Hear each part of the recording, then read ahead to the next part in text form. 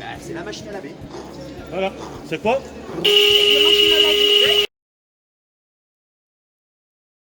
Allez, gars, allez. Je suis au Pôle Espoir principalement depuis 18 ans, donc pour mes fonctions j'ai la responsabilité du secteur féminin. Mon collègue Gwen Postel lui a la responsabilité du secteur masculin et il est coordinateur du pôle. Donc mes missions principalement c'est d'entraîner le pôle tous les jours. Voilà. Les jeunes ont 6 entraînements par semaine. Avoir la responsabilité sur le secteur féminin des sélections de secteurs, voilà, de notre ex-région Poitou-Charentes. Et puis évaluer les jeunes lors de camps et de rassemblements tels que le camp intercomité et les tournois intercomités principalement. Et les sélections régions de la Nouvelle-Aquitaine, plus des missions de formation de cadre. Et en plus de mes fonctions à la Ligue, je suis sur les équipes de France depuis 7-8 ans désormais, où j'ai eu la chance de faire les U16, les U17, les U18 et les U19. Alors nous on travaille sous la forme d'un kick-tick, c'est-à-dire que c'est un camp intercomité et un tournoi intercomité, donc il y a deux aspects. L'aspect le plus important pour les jeunes, c'est effectivement de jouer une compétition contre les Deux-Sèvres, la Charente-Maritime, la Charente et la Vienne. Donc eux s'affrontent l'après-midi et parallèlement à ça, le matin, on a des entraînements. D'évaluer les jeunes, voilà, de les observer, de regarder leurs attitudes. Donc moi je m'occupe de tous les entraînements qui ont lieu le matin et l'après-midi j'ai un rôle d'observation sur les matchs. Et mon rôle ultime c'est de solliciter à terme des jeunes susceptibles d'intégrer le pôle espoir à la rentrée prochaine, qui est à Poitiers au Crêpes Wavre, et aussi de faire une petite liste de joueurs ou de joueuses à suivre, enfin de joueuses plutôt, parce que c'est mon collègue Gwen qui s'occupe des garçons, de joueuses susceptibles d'intégrer des sélections de secteur.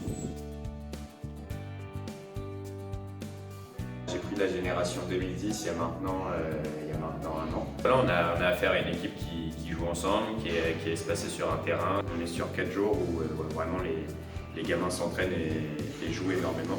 Cette année, on a la possibilité de pourquoi pas finir premier ou deuxième, et c'est l'objectif.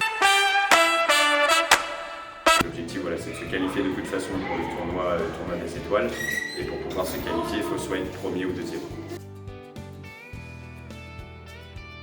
On a la chance d'avoir Gwen Postel, qui est le CTS de la Ligue, qui est responsable du pôle espoir de Poitiers, et aussi Christophe Concharo, qui est lui responsable du pôle espoir sur le côté féminin.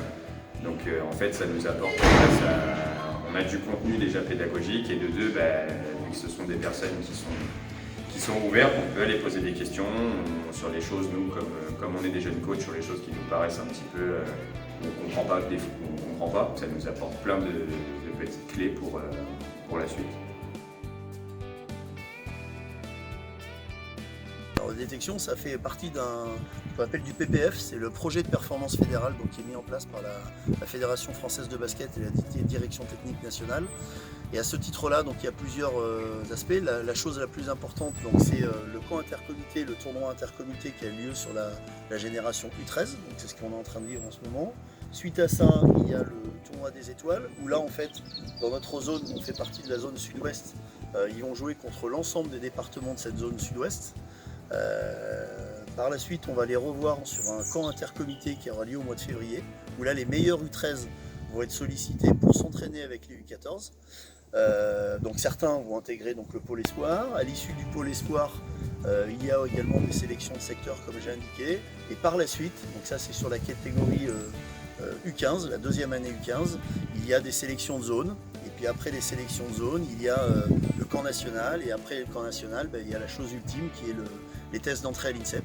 Et donc pour certains, pour les meilleurs, ils vont intégrer le centre fédéral de basketball qui a lieu à l'INSEP.